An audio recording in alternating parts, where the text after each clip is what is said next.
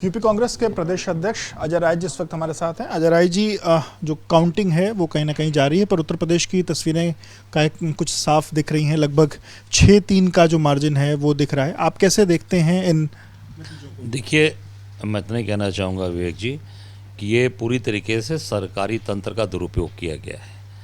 आप देख सकते हैं जिस तरीके से पुलिस प्रशासन, सरकार की सारी व्यवस्थाएं चुनाव जिताने के लिए पूरा उपयोग किया गया है और उसी का परिणाम है कि चीज़ें सामने आ रही हैं। क्या अगर कांग्रेस पार्टी को भी टिकट मिलता है तो क्या अगर आप लोग लड़ते तो शायद स्थितियाँ कुछ और होती है? ऐसा आपको लगता है?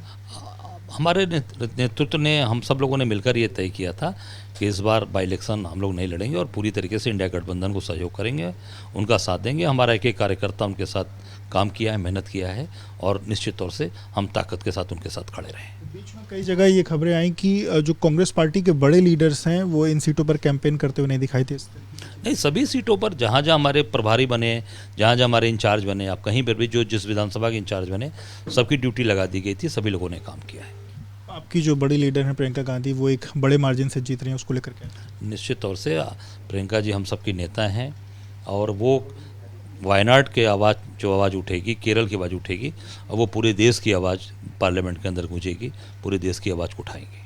महाराष्ट्र के जो नतीजे हैं वो कहीं ना कहीं आप लोग के हिसाब से ठीक नहीं है, कैसे देखते हो नतीजे? नहीं, महाराष्ट्र के नतीजों से हम तो गए थे वहाँ पर, हमको इतनी उम्मीद नहीं थी कि इस तरह की चीज़ें आएंगी, पर मैं समझता हूँ कि जिस तरीके से राष्ट्रीय महासचिव के पास से जो पैसे मिले या एक नाथ शिंदे के कैंडिडेट के कमरे से पैसे मिले, मैं समझता हूँ कि पूरी तरीके से तंत्र का दुरुपयोग करके काफ़ी इन्होंने चुनाव को प्रभावित करने का काम किया है।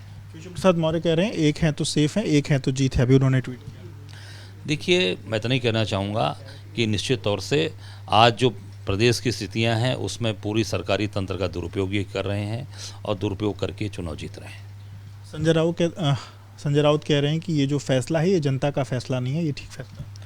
अब मैं इतना ही कहना चाहूँगा कि अभी हम सब लोग इस पर समीक्षा कर रहे हैं, समीक्षा करके इन सब चीज़ों को आगे बता पाएंगे। इसके ये जो नतीजे, उत्तर प्रदेश के जो नतीजे हैं, क्या इनका 2027 पर भी कोई इम्पैक्ट पड़ेगा? देखिए, हर व्यक्ति जानता है बाई इलेक्शन शासन सत्ता में जो रहता है वो पूरा उसका दुरुपयोग करता है। फ्रेश चुनाव जो होगा तो निश्चित तौर से वो जनता का मैंडेट और जनता उसमें पूरी तरीके से अपने खुले वातावरण में चुनाव करती, वोट करती है। इससे 27 के परिणाम को नहीं जोड़ना चाहिए। संविधान बचाने का नारा 2024 के लोकसभा चुनाव में दिया गया। क्या वो जो चीज़ें थी, क्या वो जो बात थी वो इस उपचुनाव में नहीं चल पाई? पीडीए की जो बात समाजवादी पार्टी करती वो इस चुनाव में नहीं चल? देखिए, मैं इतना ही फिर बताना चाहूँगा कि उपचुनाव, सरकारी तंत्र, सरकार की मशीनरी का दुरुपयोग, मैं तो उपचुनाव लड़ा हूँ 2009 में, नीचे से ऊपर तक पूरी तरीके से दुरुपयोग होता है। वो निश्चित तौर से 27 के अंदर ये सब चीज़ें नहीं चलेंगी और भाजपा के सारे इंतजामात और सारी व्यवस्थाएं ध्वस्त हो जाएंगी। गठबंधन जारी रहेगा? निश्चित तौर से मजबूती के साथ खड़ा है, हम सब लोग मजबूती के साथ गठबंधन, इंडिया गठबंधन के साथ खड़े हैं।